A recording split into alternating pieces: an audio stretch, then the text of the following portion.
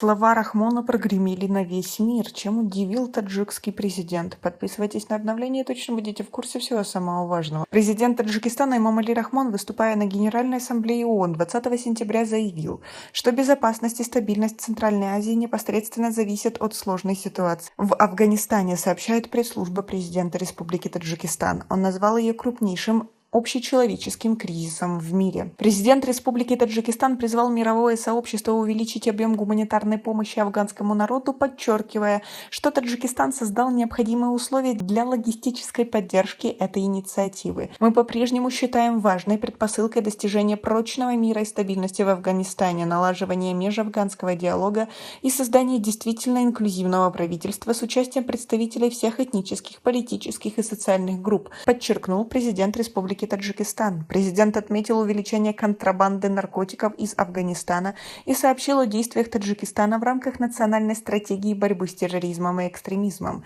За этот период компетентные органы Таджикистана на границе с этой страной изъяли более 10 тонн наркотических веществ, что в несколько раз больше по сравнению с предыдущими годами. Также было объявлено о планируемой международной конференции по борьбе с терроризмом и его финансированием в 2024 году. Эмомали Рахмон подчеркнул важность предотвращения злоупотреблений в интернете с целью пропаганды радикализма, экстремизма и насилия и призвал к комплексным усилиям в этой области. Президент подчеркнул, что сегодняшние глобальные угрозы, такие как терроризм, экстремизм, наркотики и другие, требуют всеобъемлющего ответа и поддержки Управления по борьбе с терроризмом Организации Объединенных Наций.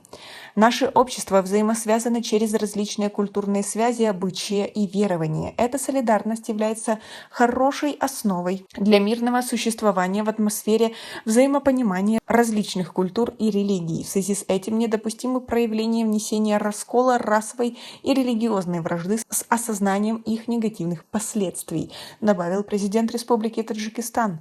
Указанные действия, а также придание политической окраски вопросам религии и конфессий могут ослабить основу сосуществования мирного сообщества. Нарушение религиозных и конфессиональных чувств, ненависть и насилие в отношении любой религии и верования имеют трагические последствия. Такие провокационные акты в большинстве случаев становятся основой для нетерпимости и недоверия, приводя к разногласиям и конфликтам между цивилизацией, убежден таджикский лидер. В этом смысле Таджикистан осуждает любые оскорбления священных предписаний верований народа, в том числе священного Корана или других цивилизованных и религиозных ценностей человечества, заявил президент Таджикистана. Он также отметил, что Таджикистан, как соавтор резолюции Генеральной ассамблеи под названием «Развитие межкультурного диалога и толерантности в противовес нетерпимости», еще раз подчеркивает важность диалога и взаимопонимания между цивилизациями в процессе укрепления мира.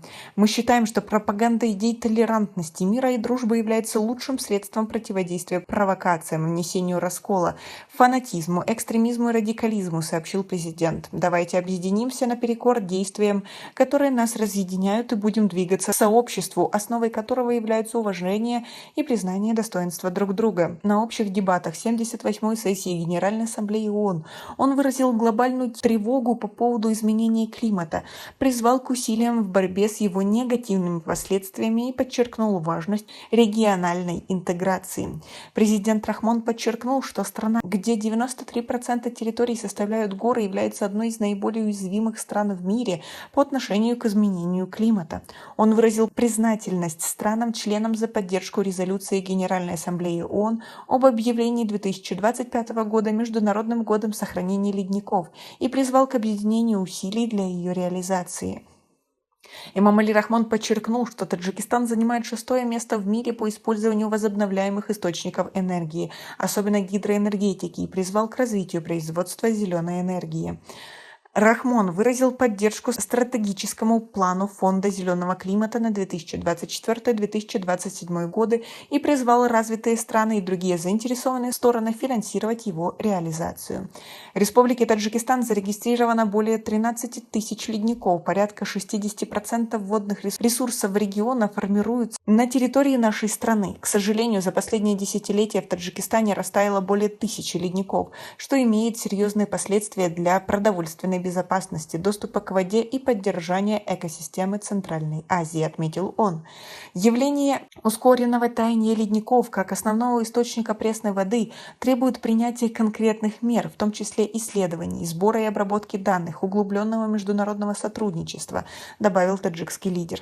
В этом контексте, выражая признательность всем странам-членам за сотрудничество в принятии резолюции Генеральной Ассамблеи ООН об объявлении 2025 года Международным годом сохранения ледников, призываю к объединению усилий по целенаправленной реализации этой резолюции. Эмомали Рахмон заявил, что Таджикистан, как страна, поддерживающая мир и стабильность, стремится стать непостоянным членом Совета Безопасности ООН в 2028-2029 годах. И, пользуясь случаем, призываю страны-члены поддержать кандидатуру нашей страны на выборах 2027 года, призвал Эмомали Рахмон. Как вы относитесь к таким заявлениям нашего лидера на международной арене? У нас пока на этом все. Оцените наше видео подпиской и лайком. До скорой встречи.